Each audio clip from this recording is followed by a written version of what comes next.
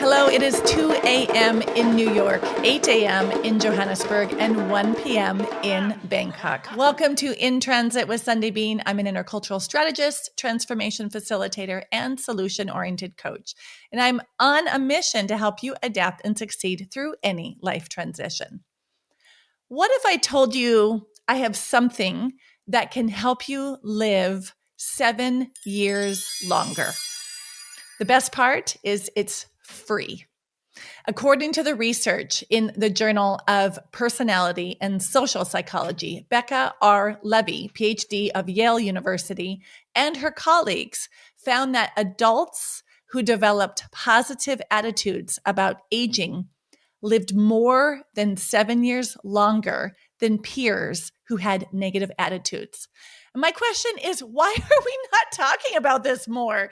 We're talking about vitamins, we're talking about exercise regime, but our attitude about aging can impact the longevity of our life. And that is why I'm so excited to have Natasha Ginnivan here. She's a researcher of psychology and aging, a blog writer, Mobilising Wisdom. And thanks to her bicultural and third culture kid upbringing, she's interested in cultural attitudes to aging, exploring age stereotypes, and self-perceptions of aging. Natasha, welcome to In Transit today. Thank you, Sundae. It's great to be here. I'm going to say a little bit more about your background so people have some details about you. Your work is centered around the ways that we can disrupt age stereotypes through intergenerational learning. And that's something that I love what you're doing. It shares an absolute passion of mine as well. Through mutual mentoring, reframing aging, and wisdom sharing. She's an advocate for the importance of inner work and self-reflection and is interested in how we can take our life experiences, both good and bad, and transform these into lessons worth sharing. These include activities of self-inquiry, mindfulness and meditation, art exploration, and creative ways to realize our full potential as we age. So for people who know my work, they can completely understand why I'm excited to have you here today. So you certainly mean business when it comes to understanding our attitudes to aging and how it impacts our lives. I am so curious, how did you even come into this area of study? Yes, so interestingly, I went through a transition in my 30s and felt like I needed something a little more. I used to be a designer in fashion and product development in my 20s. After I had my first child, I was interested in researching psychology. I'd always been quite interested in that field, and I returned to studies at the University of New South Wales and took up psychology. And my very first project was on implicit attitudes to aging. And we looked at the implicit association test as a class, and we all sort of took it as an experiment. And then we observed the score together as a class and recognized that we all tend to have these implicit biases around aging. And I was curious to know whether a cultural background had a difference. And I come from two different cultures. My dad's Australian, my mum grew up in the Philippines. So I have a sort of Eurasian heritage, and on my mother's side of the family, it's very kind of intergenerational. And so I went home and I took the implicit association test separately and observed my own individual score, and I recognized that it sort of deviated from the mean, and I didn't seem to have as strong a preference for younger as the group class, the group sort of average score. So that immediately I became fascinated with why culturally we do as collectively have a preference for young, and we tend to, because of that, diminish ourselves as we age, and older people, and old is something that's, not really considered attractive in Western culture. And I think things might be shifting a little bit here and there, but overall we still have some quite, pervasively ageist kind of attitudes, I think. Mm-hmm. I find this so fascinating. So you've mentioned Western culture, and maybe you can't do this, without overgeneralizing, but I'm curious what you know about how do cultural attitudes to aging differ? Because when I, as an interculturalist, when I think about, let's say, a preference for hierarchy, we have cultures that give power to hierarchy and others that, focus on equality. So age is also on a hierarchy. And I noticed, living in West Africa, that you show respect to your elders, and it's very much high on the hierarchy. So I'm curious. I mean, I have so many dirty intercultural questions right now, like the intersection between aging attitudes and hierarchy orientation and all of that. But just generally, what can you say about what you've noticed about cultural differences to aging? So the focus of my main research that I undertook in postgraduate studies later, when I did my PhD, and I really explored predominantly Anglo, but from the Australian, perspective, attitudes to aging. And then, I went over to the Philippines and did some field work there in collaboration with the University of Philippines. And I also did focus groups with younger and older people in both those cultures. And what I found was that younger people in the Philippines do, from the moment they're sort of can speak, they're given terms to preface that before they speak about their either a cousin or a brother or anyone who's older, not just sort of aunties or uncles, but even older brothers and sisters who are only just to keep in mind that that they're a bit older than you, and that there is this sort of like respect kind of thing. And so it's not really just about sort of thinking older people are better per se. It's more about just a bit of reverence and reciprocity and all this sort of thing that is very important in these more collectivist sort of cultures. And a lot of sort of people will say, oh, well, we should really strive for equality, which is true. Like that's an important aspect of any culture, and any, particularly our Western culture.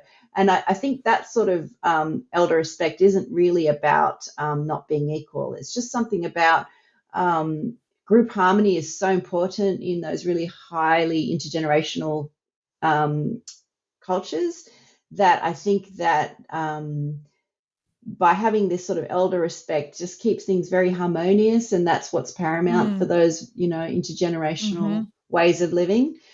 But I think the byproduct of that is perhaps you then just tend to be a bit more mindful of how you regard older people, and particularly, the very older types of people. And I feel like that's perhaps something that's informed my attitudes to aging and my interest in aging. But it feels like a reversal of a youth-obsessed culture, let's say in the United States, where there is disrespect for people who are older, they are infantilized, et cetera, et cetera. So I'm wondering, and this is also, I'm curious about the cross-cultural research, if people are treated better in those collectivistic cultures, because I know elder abuse is a problem. It's also a problem as well in Australia, right? So do you see patterns in attitudes to aging and how people are treated? Yes, I mean, I have to say that, like, unfortunately, ageism and things like elder abuse can occur in, collectivist cultures, and it's known from a recent report from the World Health Organization that, like 1 in 2 people have moderate to high ageist attitudes. However, I think that,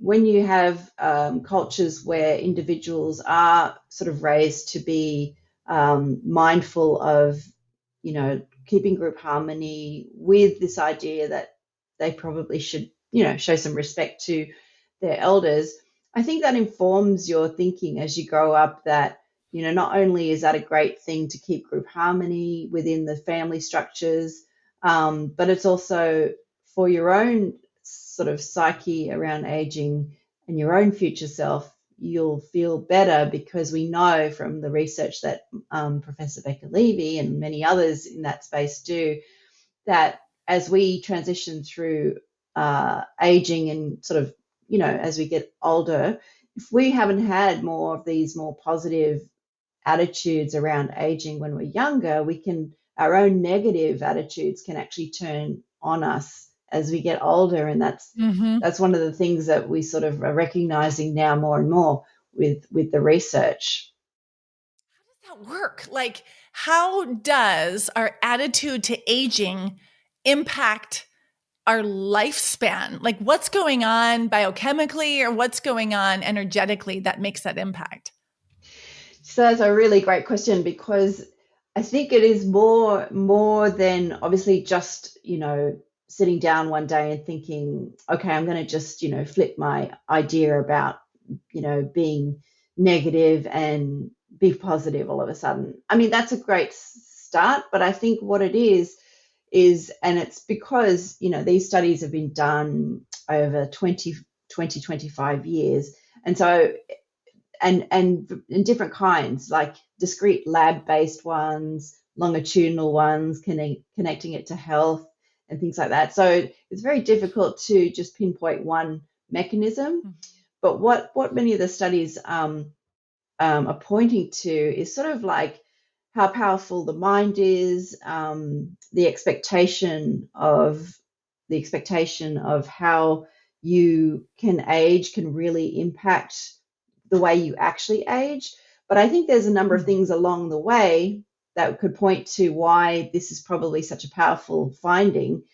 And it's, some studies have found that people who embrace their aging more realistically and positively probably tend to pay more attention to the actual things that Mm-hmm. help as well, like on Mm-hmm. the health Mm-hmm. side. Mm-hmm. And yeah, so all of these things that can add up incrementally on a daily basis, but really it's like I've described it before as like the invisible hand that kind of helps you along your aging journey, is the really Mm-hmm. having those positive attitudes. And when I say positive, kind of more like quite positive and realistic at the same time, Real, exactly. Yeah. So here's an example. There's two examples I think about. One, so am I a runner? I'm a runner. I run regularly. I'm not an impressive runner, but I do run regularly. And I know when I was 35, I saw someone running who was probably 75. And I said to myself, Sunday, if you do not get serious about running more regularly, you will not be the person who can run at 75. And not that I will be able to do that, not that, that has more value than someone who can't run at 75. I'm not saying that. What I'm saying is, for me, in terms of my identity, I would love to be able to run at 75. And because I saw people running who were probably in their 70s, I thought, oh my gosh, this is possible. Is it exceptional? Maybe. And that is also a bit dangerous, right? That exceptionalism. But I thought, why not? Why can't I try? And I think the same thing comes to what I'm learning also about sex and aging. It's so hidden, like old people don't have sex, or like, oh, that's gross. Like, are you kidding me? We still are sexual beings Yeah. throughout our age, and it might change. But what I'm learning is like, oh, you can have a healthy sex life and it might transform and change. But in your 70s, and I watched my own grandfather. Oh my gosh, my own grandfather lived till he was 92. And I Wow. watched him get a girlfriend. She was like in her 60s, it was a little controversial in the old folks' home. And he had this beautiful romance in his 90s, like late 80s, early 90s. And I thought, oh, it's possible. Love, you don't stop falling in love because you turned 70. And Yeah. that, because it wasn't hidden from me, I just have so much more excitement and hope about aging, because I think in our media, and I want to hear more about the impact of media on our attitudes.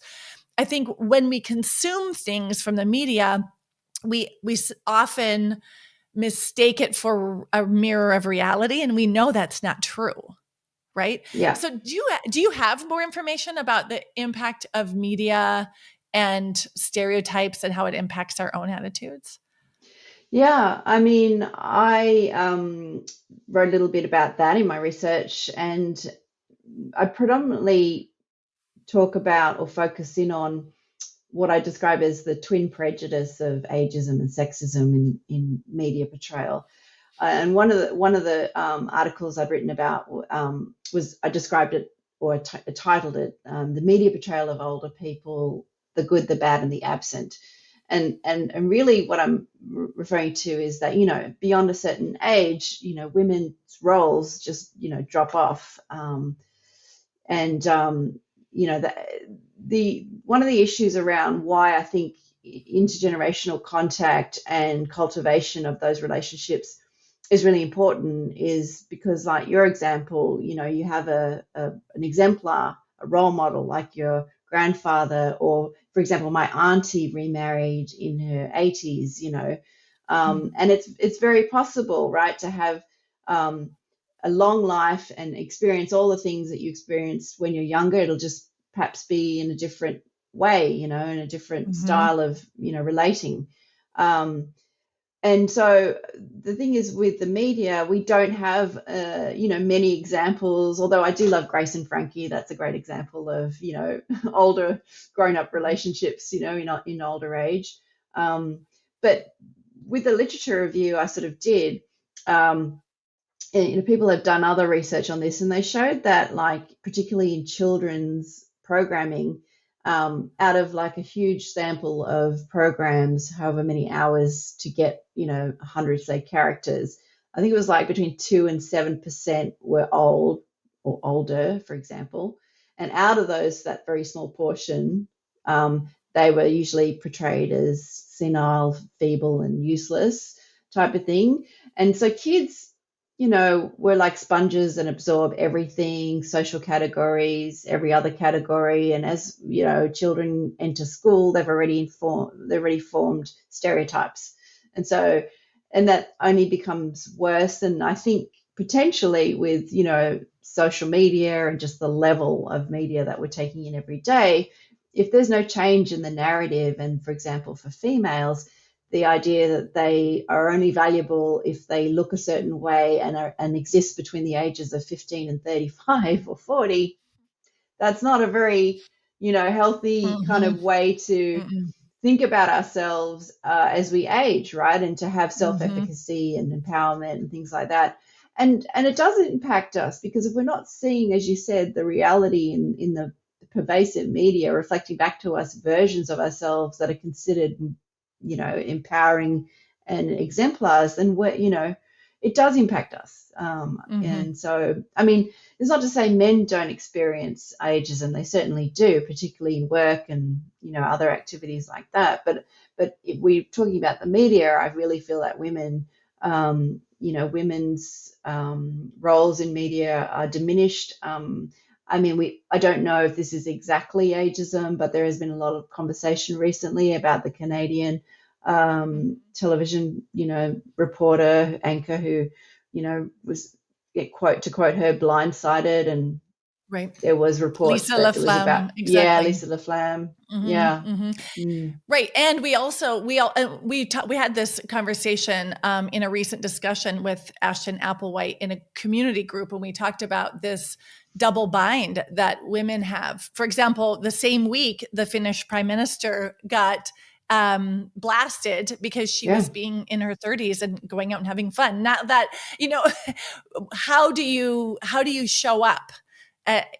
With whatever energy you have, do you have permission to do that? Do you not have permission? And so we're seeing people blasted. And the question is, why does it matter? It's because, women, when it comes to ageism, have more to lose because of the power dynamic that historically has been going on.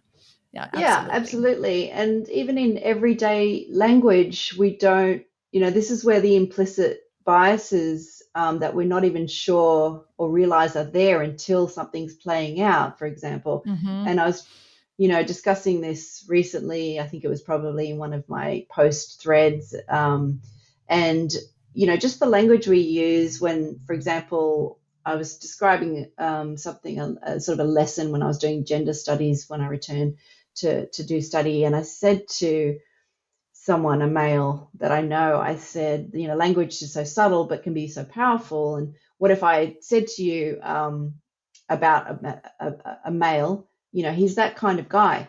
And he said, I have no idea what you mean. What are you talking about? And I said, well, what if I said to you about a female, she's that kind of girl? And he said, oh, well, we all know what that means, it's so subtle, and Yeah, it but gives me, honestly, it physically gives me a pit in my stomach. It went from my pit up into my throat because when you said that, immediately my body could feel the shame and judgment, right? That, and there might be listeners here who are like, I still don't get it because it's like, you yeah. can't be that kind of girl, right? Because then you're easy, you're not to be respected, etc. And it's like, wow, that's powerful when you frame that, the subtleness of the implicit bias. Do you mind sharing what are some of the biases that you've discovered about yourself during your research? Yeah, I think it's interesting because I caught up with an old friend who I hadn't seen since I was a child, but she works at the university in a different section. And she said, "Oh, I saw you discussing aging on something recently." And she said to me, she was having a joke with her sister in a very like fun, joking, jest way. She goes, "Oh, imagine if Natasha had Botox or something, right?" And I said, "Yeah, no, I've never tried that. I mean, but whatever. I'm not judging if people want to try that." I said, "But I do dye my hair, and it's mainly because I suppose I've always had dark hair, and I'd be happy for it to all go grey, but it's not going grey all at once. It's just like these little Mm-hmm. bits of hair." And so, like, I'm still mindful that I'm just, it suits me to keep it Mm-hmm. even. And when it's at a Mm-hmm. point where it's, I can make it more sort of less even or whatever, then or more even, then I'd be happy to kind of transition, whatever. And that is actually a really interesting transition for so many women. Like hair is such Mm-hmm. a Mm-hmm. massive transition. And so it's sort of was on my radar.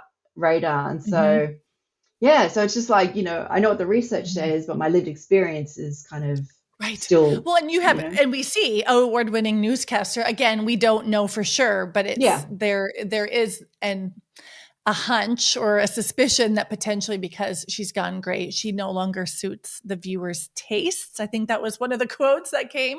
Hey, I yeah, battle with it myself. I don't know. I've got some gray rock in here, and I've asked myself, is it, how do I want to show up? If I am graying, and I'm working to sort of undo my own biases on all, many, many levels. Like, is there hypocrisy in continuing to balance the hair, like you said, the blending, or yeah, or is it my goddamn choice? You know what I mean? yeah, Like, that's the whole thing. Like, and that's something I've learned from Ashton Applewhite in her work is, um, it's nobody else's business. yeah. Right. I get to choose what I do. But I will interrogate that. I will look at what feels right for me, and I'll know if I'm betraying myself or my values, right?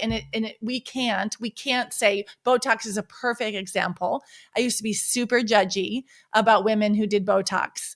And I was judgy about women who actually wore, like, who took care of themselves, basically. Like, who cared about their appearance, because I was, intellectualizing, it's about being smart, not beautiful. So I was trying to resist, patriarchy by saying, let's be smart, not beautiful. And I was like, well, why can't you be both? Why is it one or the other? Right. So it's my own undoing, I think. I think it's just important that we have these conversations. Yeah, absolutely. And I think, like you said, it's not entirely just one thing or the other. We're always in a process of integration. We're always Mm-hmm. integrating Mm-hmm. different aspects of our own identity. I love that Justine Bateman has written a book that I started listening Mm-hmm. to, and she's really like, putting it out there and loud and proud about her aging journey, which is, I think that's fantastic. I did see a post, because I follow a lot of people who are interested in this area. Kind of, it was a recent post about Kim Kardashian, and it was a bit of having a bit of a dig at her. She might have said something off the cuff like, I in my quest to stay young, or looking young. You know, if I had to, I would eat poop every day, right? Which is like really sounds awful. And a lot of people grabbed onto that and just sort of said how terrible and desperate that is. And you know, I was asked for some commentary on that. And you know, I think it's like there are extremes that people feel like we've been socialized to think again about that narrow band of what's beautiful and what's valuable for females to be.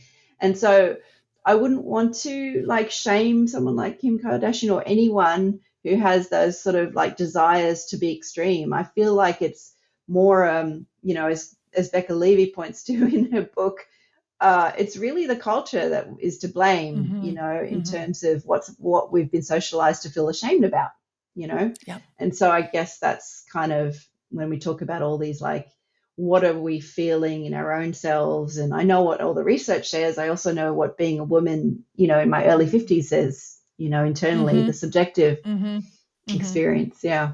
Yeah. And I'm so grateful for everyone out there who is um, continuing the conversation, challenging norms.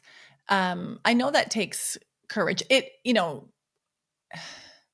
staying in line with a culture is important. It could be even critical to your life, depending on which cultural context you live in. So I don't want to diminuate the critical nature of conforming to a culture in some contexts, right? Because it Yeah. has it could have financial implications on you. Yeah. It could impact your life, your access to your children. Like, really, I don't want to minimize that.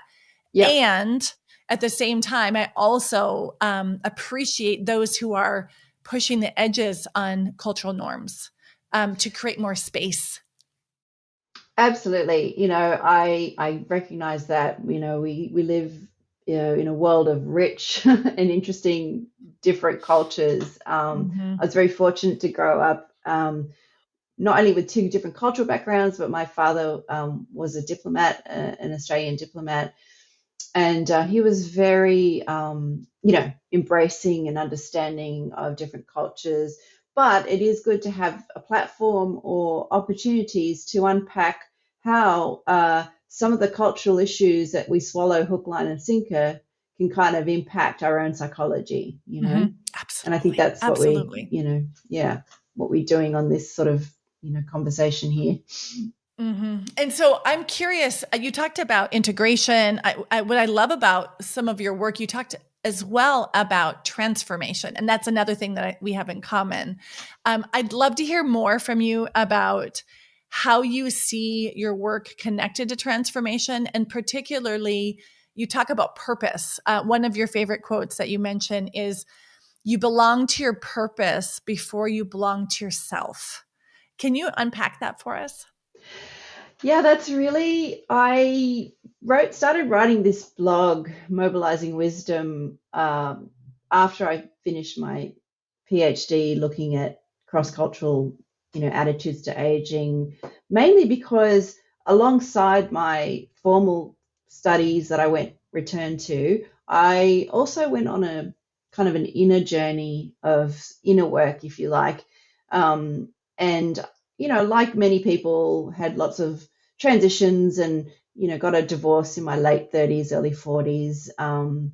And when the world was kind of swirling around me, I'm trying to complete studies. I'm a single parent. I decided I'd, you know, go and work out how to sort of calm myself and self-regulate. And I found sort of this, you know, Buddhist meditation drop-in class and found that as a way to anchor myself. But it also served as a way to kind of expand my perception beyond my own sort of narrative, my own little personal monkey mind, as some people would call it, you know? Oh God, I got one of those. I got one of those too.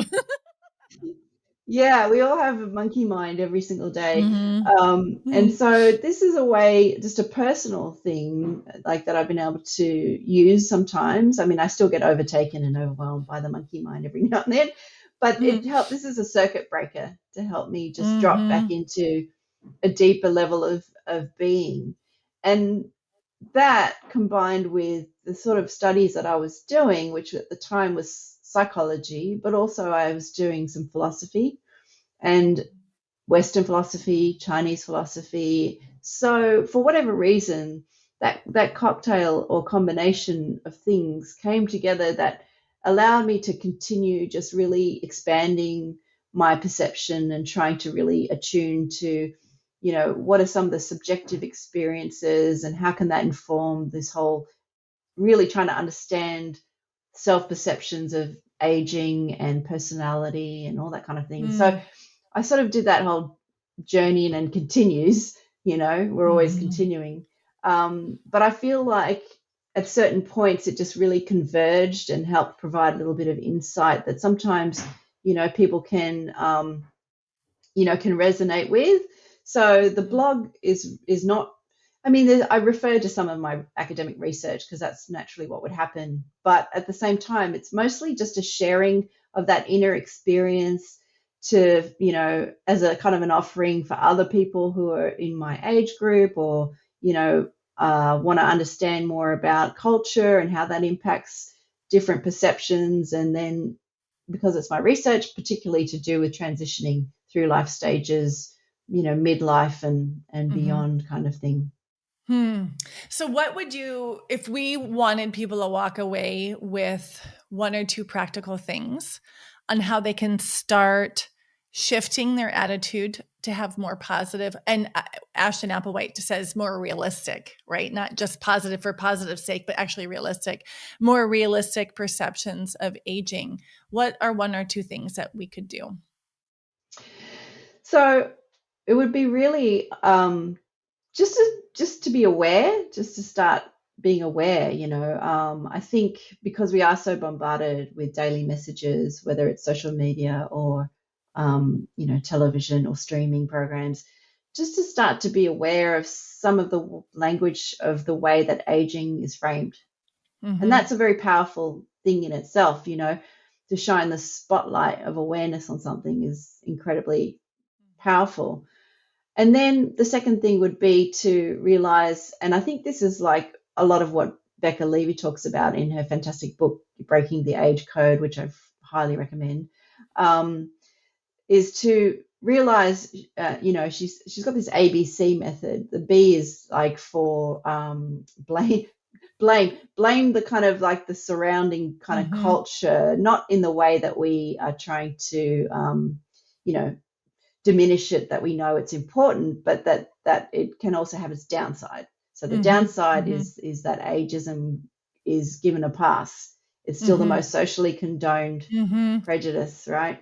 So so there's that, and so you realize that your own negative age attitudes, the ones that we talked about, we still deal with, gray hair, all that kind of stuff, is because of mostly the culture, right? So that we've internalized that. So once you start to shine the spotlight of awareness on it, and then you realize it's not entirely just something intrinsic to you, it's something being very powerful influences. And then is to really start changing that in some way, to push back on it, have these conversations, really unpack those little implicit biases, how powerful, subtle, the way we subtly frame things are. And then just try and, be compassionate with yourself about it, and compassionate, with others that you're having these conversations with. I mean, I have very robust conversations about this, and we're all still finding our way, and sometimes it does get a bit like very heated, and there's no one way to say we can't be ageist, or, there's lots of different views. And I think having space for all of, the views is a really good thing, if that's possible. Absolutely. I think it's also important when we talk about the other prejudices and biases. One of the things that because I have, I'm working on my social justice commitment and looking at, how am I showing up to contribute to unfair dynamics? What can I do to break down?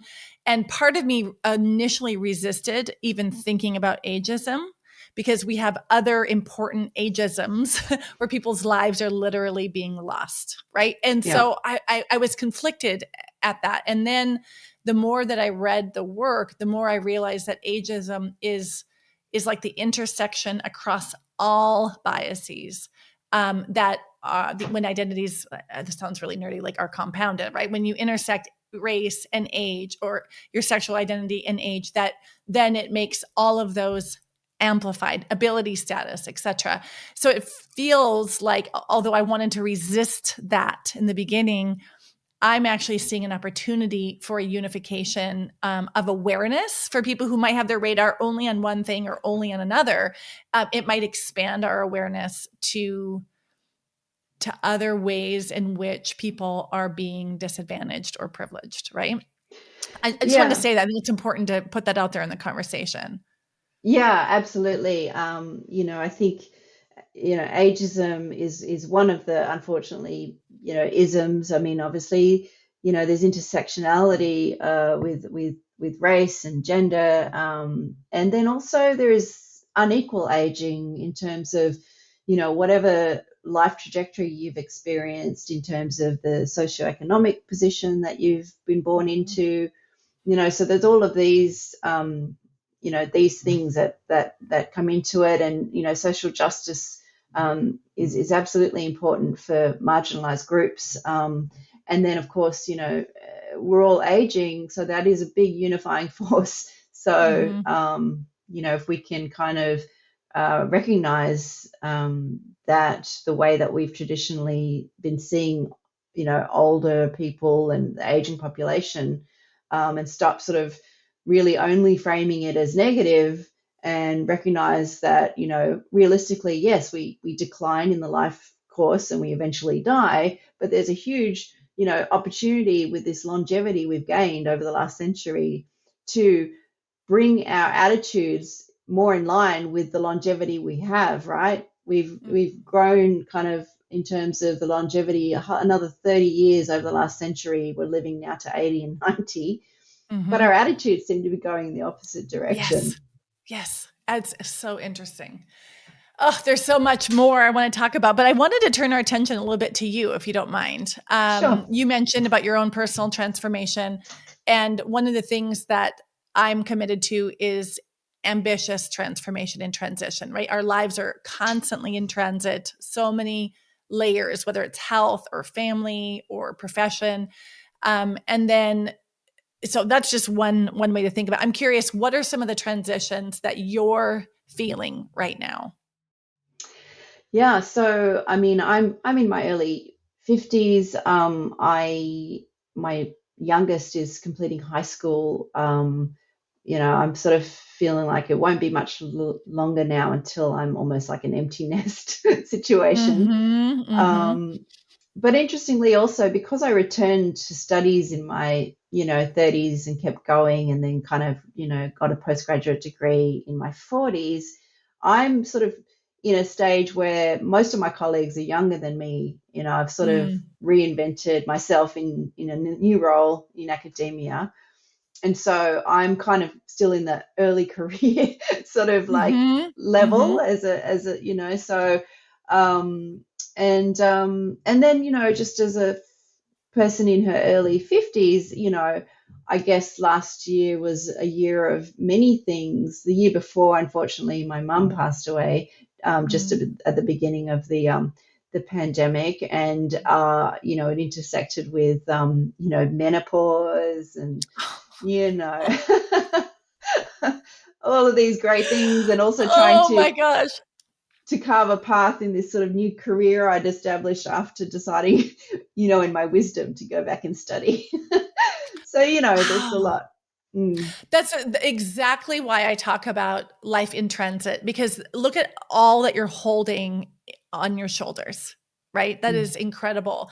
And so I'm thinking about, when we think about the transformation that's going on that is shaping us, sometimes it's internal, like I think I've seen that in your work as well. Like you hear a whisper of something inside, or it could be mm. something external, like, an unexpected divorce, or the COVID crisis, like whatever it might be.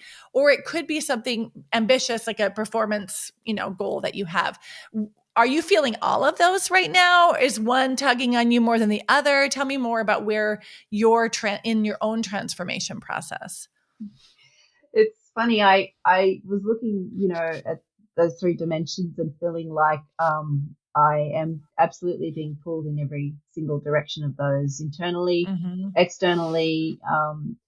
And so I actually messaged someone to a colleague today describing my work day or my work life currently, and I used a Dolly Parton quote that I love. I said, "I'm busier than a one-legged man in a butt kicking competition."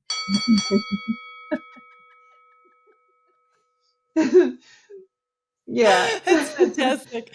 Oh my Yeah. gosh. Yeah. So that's a lot. So with all of that in consideration, how would you define ambitious right now? I mean, for me, because I am a doer, ambitious means doing less actually. Right. So Mm. ambitious isn't, it has to be outside the scope or scale externally defined. You need to define it. So what is ambitious for you?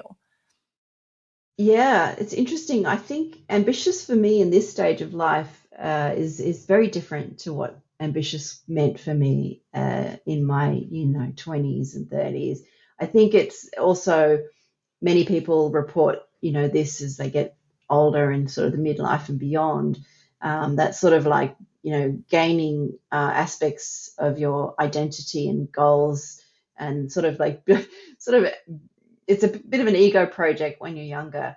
It's not to say we Mm-hmm. don't have egos when we're older, but I feel like it's about like trying to strip some of that back and let some of that stuff Mm-hmm. go. And also, Mm-hmm. I feel like I, I have put so much out there into the universe or just out there generally that now I'm kind of just riding the wave of what's been created and Mm-hmm. trying Mm-hmm. to not strive as much, but really Yeah. trying to just steer my way through these waves that I've kind of Mm-hmm. created.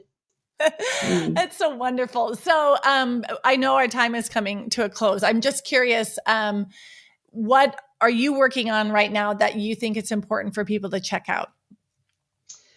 Well, in my research, I'm just about to launch a study where people, it's called, its acronym is DECODE, but that stands for Daily Life Context and Age-Based Judgments.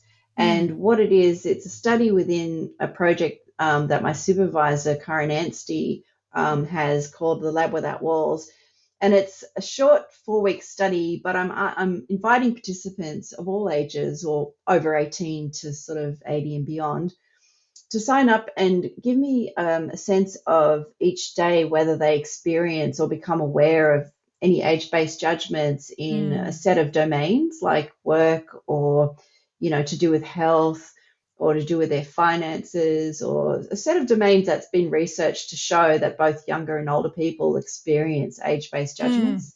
And mm, so I'm going to be launching that soon in locally in Sydney in the Lab Without Walls. And it'll be interesting to sort of see. I'll be asking people about subjective age, like every single day they'll just report to me like how old they feel today, because some days I feel like 20, and other days I mm-hmm. feel like my menopausal 52-year-old. You know what I mean? And so Yeah. it'll be interesting to kind of Mm-hmm. see across the age groups like what how consistent that is, because often older people report feeling younger a lot of the Yeah. time as well. So Right. there's so So much, fascinating. so much to unpack there. I'm just fascinated. I think when we look at the impact of attitude on health, I look at my parents. They live young in their hearts, in their attitudes, and you physically see it. It's incredible. It's almost embarrassing. Like when they go to their high school reunion, they are like, "Hey, you guys are in the wrong reunion." Like they really stick out. But it's because of that inner fire that they feel. I think it impacts their health and all of that. So I love that. I want high quality of life, however people define it, for Yeah, each and every person. So if we can access that through our attitudes, and that can actually impact the quality of our life, um, individually and also for others, that I don't put those things on others, I think it's a beautiful place to start. So thank you so much for sharing your research and your wisdom. Oh my gosh, I oh, just thank you. love that. Yeah, it's been wonderful. And my inner, academic is just so excited to hear about the research. I appreciate it so much. And for those who've been listening, I hope you will take away the one thing she said about how powerful shining a spotlight is, that awareness.